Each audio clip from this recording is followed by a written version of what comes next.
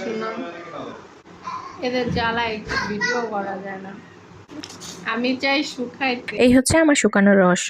আমি খালি fast food item গুলা খাই আর আমি দিন দিন মোটা হই। আর শুকানোর কোনো ওয়ে নাই আমার কাছে। শুকাবই বা কেন? যেরকম আছে পারফেক্ট আছি। আর এখন 2 বাচ্চার মা হয়ে গেছি।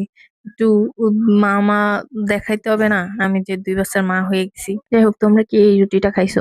আমার মনে হয় এই রুটিটার নাম হচ্ছে যে চিড়া রুটি বা চিটা রুটি, এরকম টাইপের কিছু বলে। তবে আমি জানি না, এক্সাক্ট নামটা আমি ভুলে গেছি। যাই হোক, আমার কাছে এইটা খুবই ভালো লাগছে, কারণ এর সাথে ছিল হচ্ছে গরুর গোশত ভুনা, একদম পোড়া পোড়া টাইপের। তো ফার্স্ট টাইম খাইছি, ভালোই লাগছে আমার কাছে। তোমরা কি কখনো খাইছো? একটু রিভিউ দিয়ে যাবে তো। তবে এটা কিন্তু একা খাওয়া সম্ভব না, আর আমি যেই টাইপের মানুষ, আমি তো একা কখনো এত খাবার খাই না। তারপরে কি আছে? ঝুড়ি পরোটা।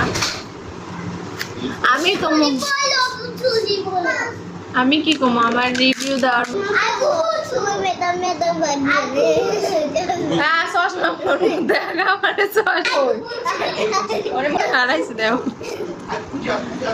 জ্বালা, একটু ভিডিও করা যায় না রে।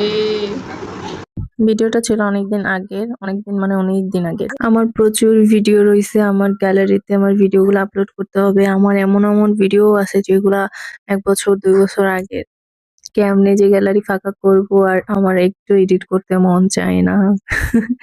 যাই হোক, আর অনেককে বলতেই হয় না যে এটা আমার অনেকদিন আগের ভিডিও, কারণ আমি ইদানিং হিজাব পরি, হিজাব করে ভিডিও আপলোড করি, বা সব জায়গায় ঘোরাফেরা হয় হিজাব পরে, এই জন্য আর কি এখন আর ওই টাইপের ভিডিও গুলা নাই এরকম, শুধু হিজাব ছাড়া এগুলো। তাই আগের ভিডিও গুলা আপলোড করি, দেন নিউ ভিডিও আপলোড করব।